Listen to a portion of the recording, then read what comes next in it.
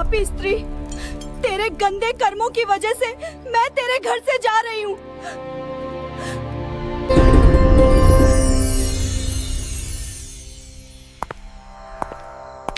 क्या आप जानते हैं, कुछ घर ऐसे होते हैं जहां मां लक्ष्मी कभी प्रवेश नहीं करती। हाँ, कुछ छोटी छोटी गलतियां ऐसी होती हैं जो लक्ष्मी जी को घर से दूर कर देती हैं, और जब वो घर छोड़ देती हैं तो वहां बसता है दुख, दर्द और दरिद्रता का साया। आज हम जानेंगे वो कौन से काम हैं जो मां लक्ष्मी को नाराज कर देते हैं, और कैसे एक स्त्री के कर्म तय करते हैं कि घर में सुख रहेगा या गरीबी। बहुत ही पुराने समय की बात है। एक छोटे से गांव में कुछ ही घर थे। चारों ओर खेत, कच्ची गलियां और मिट्टी की महक। गांव के बीचों बीच घर था सेठ रामदयाल का। रामदयाल कोई बहुत बड़ा जमींदार नहीं था, लेकिन मेहनती और ईमानदार आदमी था। गांव में सब उसे इज्जत से सेठ जी कहते थे। उसका अनाज का छोटा सा व्यापार था जो धीरे धीरे चल निकला था। सुबह सूरज निकलते ही वो काम पर निकल पड़ता, और शाम को थक कर घर लौटता तो उसकी पत्नी सुशीलाबाई उसे दरवाजे पर मुस्कान के साथ स्वागत करती। सुशीलाबाई बहुत ही शांत और संयमी स्त्री थी। चेहरे पर हमेशा सादगी झलकती थी। माथे पर छोटी सी बिंदी, साड़ी का पल्ला सिर पर। वो मानती थी कि घर की असली शोभा उसके सोने चांदी से नहीं, बल्कि सफाई और सच्चे मन से होती है। हर सुबह सूरज से पहले उठकर वो आंगन बुहारती, तुलसी पर जल चढ़ाती और फिर चूल्हे में फैला दिया जलाती। उसकी यही दिनचर्या थी, सादगी में भक्ति, भक्ति में अनुशासन। गांव की औरतें अक्सर कहती, सेठानी के घर में तो मां लक्ष्मी खुद रहती हैं। रामदयाल और सुशीलाबाई का एक ही बेटा था, अर्जुन। अभी बस 20 साल का नौजवान, लेकिन संस्कारों में पला बढ़ा। अर्जुन दिन भर पिता के काम में हाथ बंटाता और रात को मां के पास बैठकर उनकी बातें सुनता। वो मां से कहता, अम्मा, जब आप तुलसी के पास दिया जलाती हैं ना, लगता है घर में सचमुच देवी उतर आई हैं। सुशीलाबाई मुस्कुरा देती और कहती, बेटा, देवी तो हर उस घर में रहती हैं जहां सफाई और श्रद्धा होती है। बस उन्हें मानने वाला दिल चाहिए। समय बीतता गया। घर में सब ठीक चल रहा था, लेकिन किस्मत के खेल अजीब होते हैं। एक दिन सुशीलाबाई को हल्का सा बुखार आया। उन्होंने सोचा 2 दिन में उतर जाएगा, लेकिन वो बुखार दिन ब दिन बढ़ता गया। पहले थकान, फिर कमजोरी, और धीरे धीरे हालत ऐसी कि वो रसोई तक नहीं जा पाई। रामदयाल ने गांव के वैद्य को बुलाया। वैद्य जी ने नाड़ी देखी, कुछ जड़ी बूटियां दी, लेकिन असर नहीं हुआ। दिन पर दिन सुशीलाबाई की तबीयत बिगड़ती चली गई। घर का माहौल जो पहले हंसी और पूजा की ध्वनि से भरा रहता था, अब सन्नाटे से घिरने लगा। रामदयाल अक्सर रात को आंगन में बैठकर सोचता, क्यों अचानक ये सब हो गया? कहीं मेरी कमाई में कोई गलती तो नहीं, या हमने किसी का मन दुखाया हो? वो ऊपर आसमान की तरफ देखता और मन ही मन मां लक्ष्मी से कहता, मां, जो भी भूल हुई हो क्षमा करना। लेकिन जवाब में बस हवा की धीमी सरसराहट सुनाई देती। अर्जुन हर पल मां के पास रहता, उनके लिए काढ़ा बनाता, सिर दबाता, और धीरे धीरे ये समझने लगा कि घर की नींव मां ही होती है। सुशीलाबाई के बीमार पड़ते ही घर का सारा क्रम बदल गया था। जो रसोई हमेशा चमकती थी, अब वैसी नहीं रही। सफाई में ढिलाई आने लगी। पूजा भी कभी होती, कभी नहीं। धीरे धीरे वो पवित्रता जो घर की पहचान थी, जैसे फीकी पड़ गई। एक रात जब सेठ अपनी पत्नी के सिरहाने बैठा था, उसने कहा, सुशीला, मैं सोच रहा हूं अब अर्जुन की शादी कर दूं। सुशीलाबाई ने धीरे से आंखें खोली। इतनी जल्दी? अभी तो वो बच्चा है। रामदयाल ने कहा, अब वो बच्चा नहीं रहा, घर को संभालने वाला समय आ गया है, और मैं चाहता हूं कि जब तक तुम हो, नई बहू को अपने हाथों से देख लो। ये कहते कहते उसकी आवाज भारी हो गई। सुशीलाबाई ने कुछ पल सोचा, फिर बोली, अगर तुम्हें लगता है कि यही सही है तो कर दो। अगले ही दिन उसने तय कर लिया कि वो अपने बेटे के लिए एक सच्चरित्र और संस्कारी लड़की ढूंढेगा, जो घर को फिर से वैसे ही सजा दे जैसे उसकी पत्नी ने किया था। गांव में खबर फैल गई कि सेठ रामदयाल अपने बेटे अर्जुन के लिए बहू ढूंढ रहे हैं। चौपालों पर बैठे बुजुर्ग हों या कुएं पर बातें करती औरतें, सबके बीच यही बात घूम रही थी। कोई कहता, सेठ जी को बड़ी खानदान की बहू चाहिए होगी, तो कोई जवाब देता, नहीं, वो तो सादगी और संस्कारों वाले घर की लड़की ही पसंद करेंगे। धीरे धीरे यह बात पूरे इलाके में फैल गई। हर कोई जानता था कि सेठ रामदयाल अपने बेटे की गृहस्थी बसाने की तैयारी कर रहे हैं। रिश्तों की चर्चा शुरू हुई तो आसपास के गांवों से लोग सुझाव देने आने लगे। हर कोई अपने घर की बेटी की तारीफ करता। सेठ सबकी बातें सुनता, लेकिन हर बार उसके मन में एक ही बात घूमती, सौंदर्य या अमीरी से घर नहीं चलता, घर तो संस्कारों और संयम से बनता है। उसी दौरान उसका पुराना परिचित गोविंद जी मिलने आया। उसने कहा, सेठ जी, मेरे रिश्तेदार के घर एक लड़की है, नाम राधा, सीधी सादी, घर संभालने वाली और बड़ों का आदर करने वाली। मुझे लगता है वो आपके घर के लायक हैं। सेठ ने कहा, अच्छा, मैं जाकर देख आता हूं। अगले दिन सुबह वह अकेले ही निकल पड़ा। पहले के जमाने में पिता ही जाकर लड़की देखा करते थे। दोपहर तक सेठ उस गांव पहुंचा जहां राधा का घर था। घर सादा था, आंगन साफ और वातावरण में सादगी थी। राधा के पिता ने आदर से स्वागत किया। बातचीत के दौरान राधा पानी लेकर आई, सिर झुकाए, शांत और संस्कारी। सेठ ने मन ही मन कहा, यही है वो लड़की जिसमें घर बसाने की समझ है। उसी दिन सेठ ने वहीं पर रिश्ता पक्का कर दिया और कहा, अब बस शुभ दिन निकालिए, मैं अपनी बहू जल्द ही घर लाऊंगा।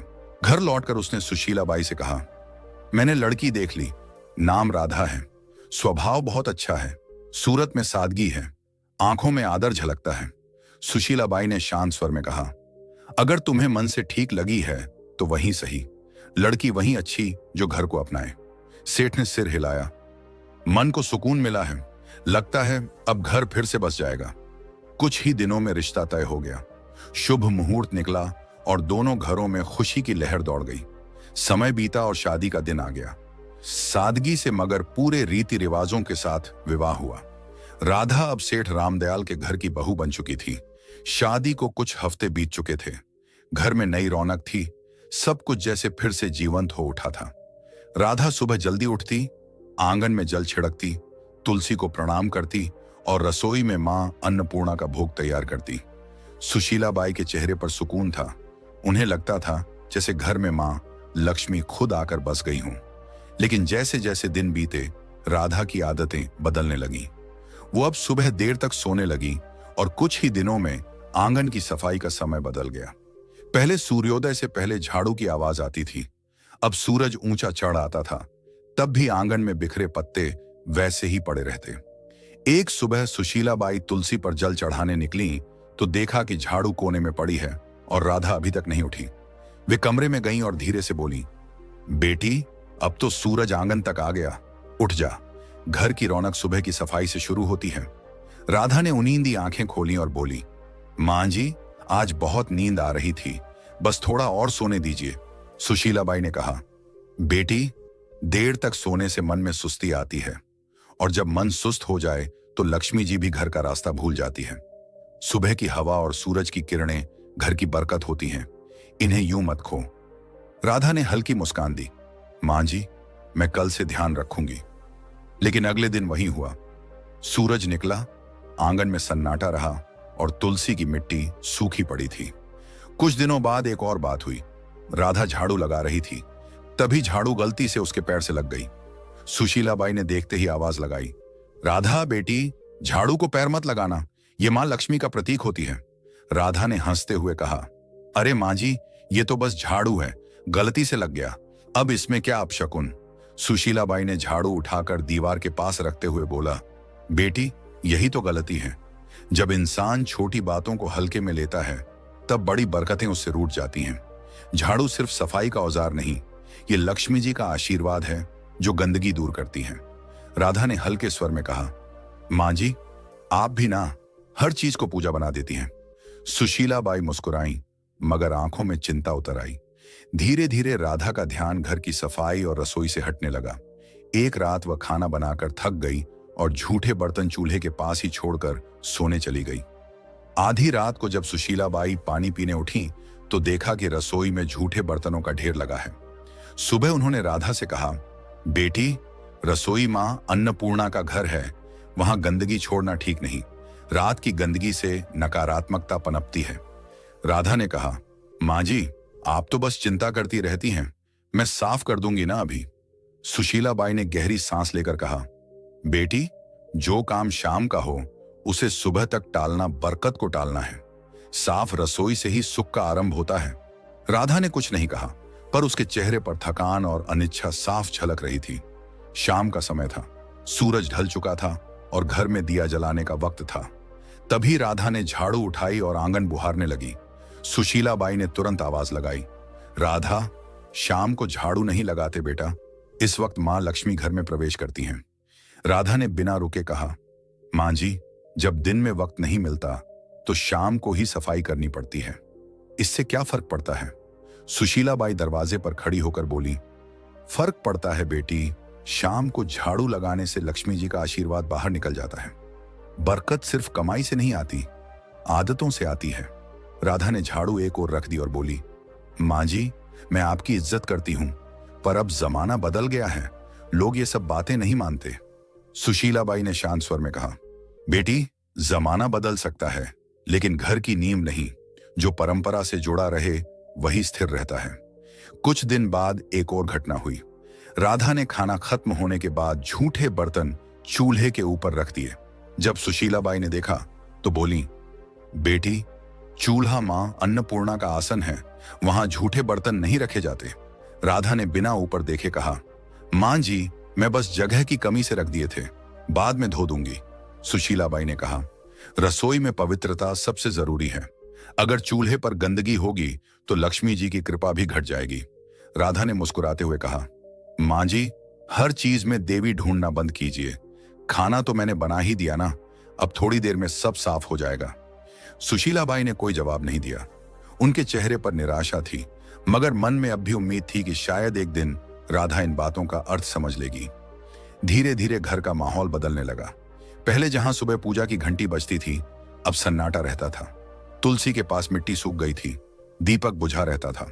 सुशीला बाई अब भी हर सुबह तुलसी के सामने खड़ी होकर कहती, हे मां, इस घर पर अपनी कृपा बनाए रखना, मेरी बहू को सही समझ देना। लेकिन जैसे घर की रोशनी धीरे धीरे कम होती जा रही थी, सेठ रामदयाल अब चिंतित रहने लगा था। उसे लगता घर में कोई अदृश्य भारीपन फैल गया है। एक दिन उसने सुशीला बाई से कहा, लगता है मां लक्ष्मी रूठ गई हैं। सुशीला बाई ने चुपचाप सिर झुका लिया। उन्हें पता था यह सब राधा की लापरवाह आदतों का नतीजा है, पर वो अभी भी उसे डांटना नहीं चाहती थी। उनका विश्वास था कि प्यार से समझाने पर राधा बदल जाएगी। समय बीतता गया और घर की रौनक धीरे धीरे जैसे मिट्टी में मिलने लगी। पहले जहां सुबह तुलसी के पास दिया जलता था, अब वहां धूल जमने लगी थी। राधा अब ज्यादातर उदास या व्यस्त रहती। सफाई आधी अधूरी, पूजा कभी कभी, और घर में अब वो अपनापन नहीं था जो पहले हर कोने में झलकता था। सेठ रामदयाल ने सबसे पहले बदलाव अपने व्यापार में महसूस किया।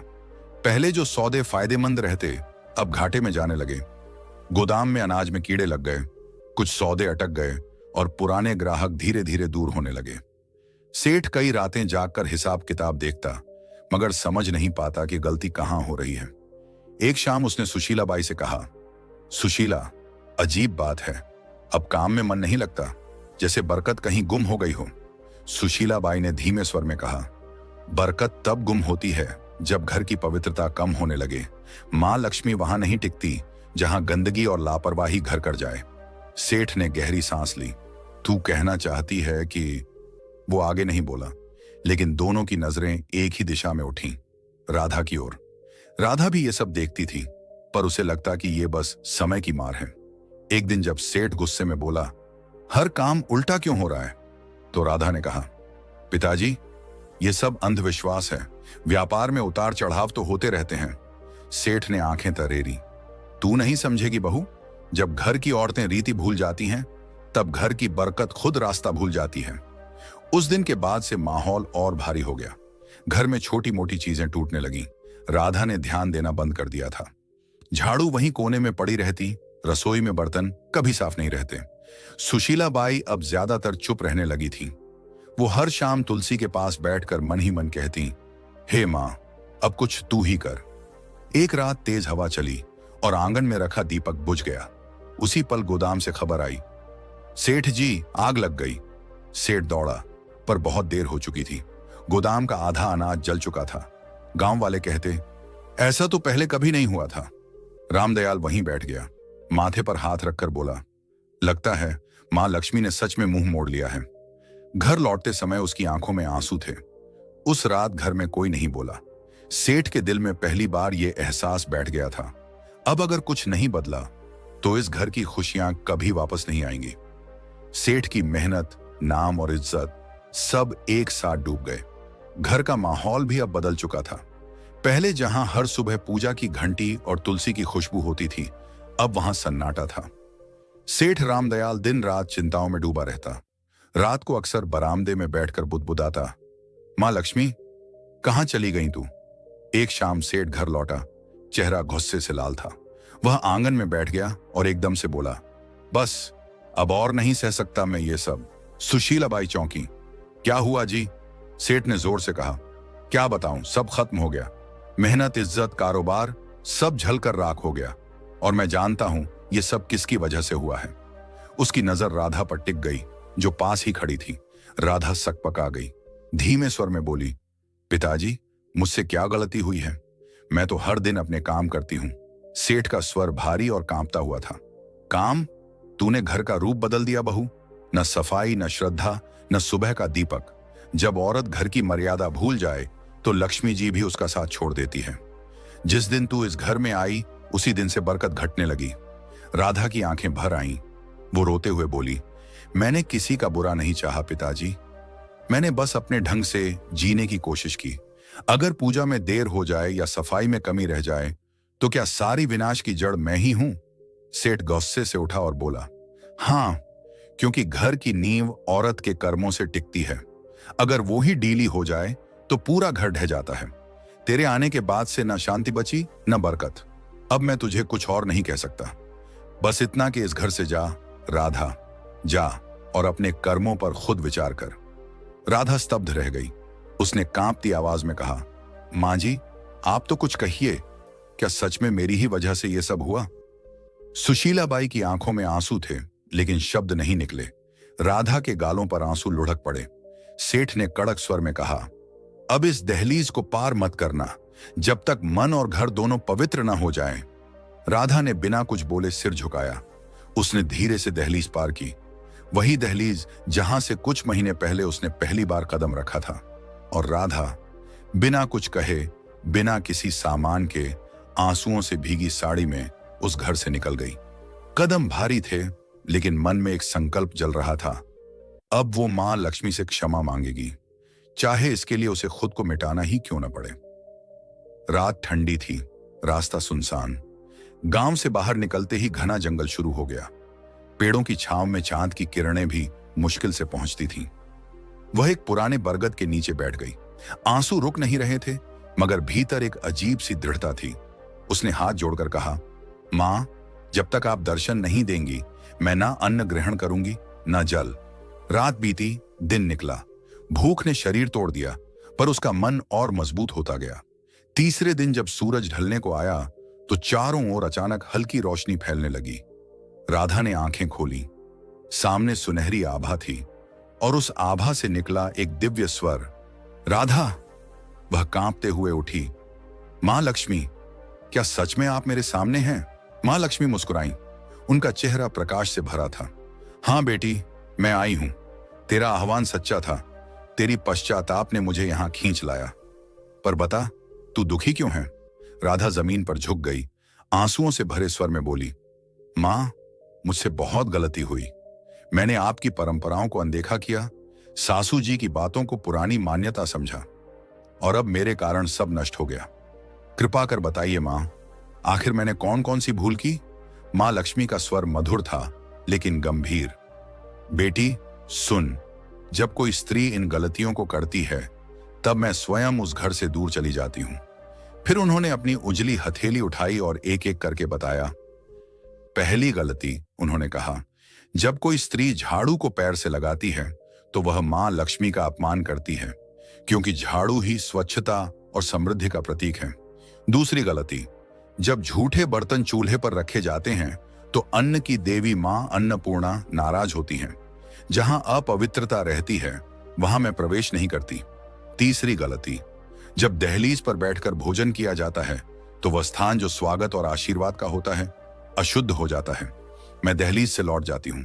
चौथी गलती, जब शाम के समय झाड़ू लगाया जाता है तो वो मेरे आगमन के समय मुझको ही घर से बाहर निकाल देता है। 5वीं गलती, जब स्त्रियां देर तक सोती हैं और सूरज के निकलने के बाद भी घर बंद रहता है तो आलस्य के कारण घर की ऊर्जा नष्ट होती है। मैं ऐसे घरों में नहीं ठहरती। 6ठी गलती, जब आंगन की सफाई नहीं होती तो वहां नकारात्मकता फैलती है और मैं वहीं से लौट जाती हूं जहां गंदगी देखती हूं। 7वीं गलती, जब झूठे बर्तन रात भर रसोई में पड़े रहते हैं तो वो अंधकार को बुलाते हैं और मैं ऐसे घरों से विदा ले लेती हूं। 8वीं गलती, जब किसी के सामने दरवाजे को पैर या थोक से ठोका जाता है तो वो घर की मर्यादा को चोट पहुंचाता है। मैं वहां टिक नहीं सकती जहां आदर न हो। 9वीं गलती, जब घर में झगड़ा और कटुता रहती है तो मेरा स्वरूप जो शांति है वहां टिक नहीं सकता। 10वीं गलती, और जब स्त्रियां अपनी पूजा, सफाई और संयम को हल्के में लेती हैं तो वो खुद अपने हाथों से सुख के द्वार बंद कर देती हैं। मां लक्ष्मी की आवाज धीमी हुई, याद रखो बेटी, मैं हमेशा वहीं बसती हूं जहां स्वच्छता, श्रद्धा और सच्चा मन होता है। ये रीति नहीं, जीवन का संतुलन है। राधा की आंखों से आंसू रुक नहीं रहे थे। उसने कांपते हुए कहा, मां, अब समझ गई, घर की रौनक सजावट से नहीं, आदर और पवित्रता से आती है। मां लक्ष्मी मुस्कुराई, तूने गलती मानी है, अब तेरा घर फिर उजलेगा। जा बेटी, अपने ससुराल लौट जा, तेरे लौटते ही बरकत भी लौटेगी। इतना कहकर देवी का रूप धीरे धीरे प्रकाश में विलीन हो गया। राधा वहीं झुकी रही, हाथ जोड़कर बोली, मां, मैं आपका वचन निभाऊंगी, अब इस जन्म में फिर कोई ऐसी भूल नहीं करूंगी। फिर उसने सिर उठाया, आंसुओं में मुस्कान थी और कदम गांव की ओर बढ़ा दिए। जैसे ही उसने दहलीज पार की, सुशीला बाई दौड़कर आई और आंसुओं के साथ बोली, राधा, तू लौट आई। राधा ने कहा, मां जी, मैंने सब समझ लिया है। मां लक्ष्मी घर में तभी बसती हैं जब सफाई, पूजा और श्रद्धा साथ हों। उसी दिन से घर में फिर रौनक लौट आई, व्यापार संभल गया और पूरे गांव में चर्चा होने लगी। सेठ जी के घर में मां लक्ष्मी फिर से बस गईं। दोस्तों, याद रखिए, जो स्त्रियां घर में गंदगी रखती हैं, देर तक सोती हैं, रसोई में झूठे बर्तन छोड़ती हैं, शाम को झाड़ू लगाती हैं, दहलीज पर बैठती हैं या सफाई को हल्के में लेती हैं, उस घर में कभी मां लक्ष्मी प्रवेश नहीं करती। ऐसे घरों में सुख नहीं टिकता, बल्कि दरिद्रता और दुख का वास बन जाता है। मां लक्ष्मी उन्हीं घरों में निवास करती हैं जहां स्वच्छता, सच्चाई और श्रद्धा हो। तो बहनों और भाइयों, अगर आप चाहते हैं कि आपके घर में मां लक्ष्मी की कृपा सदा बनी रहे तो इन 10 गलतियों को आज से ही छोड़ दीजिए और अपने घर को पवित्र रखिए। अगर आपको मां लक्ष्मी और राधा की यह कहानी अच्छी लगी हो तो इस वीडियो को लाइक करें, अपने सभी दोस्तों और परिवार वालों के साथ शेयर करें और ऐसे ही आध्यात्मिक और प्रेरणादायक कथाएं सुनने के लिए हमारे चैनल को सब्सक्राइब करना बिल्कुल मत भूलिए और कमेंट में सब लोग जरूर लिखें, जय मां लक्ष्मी।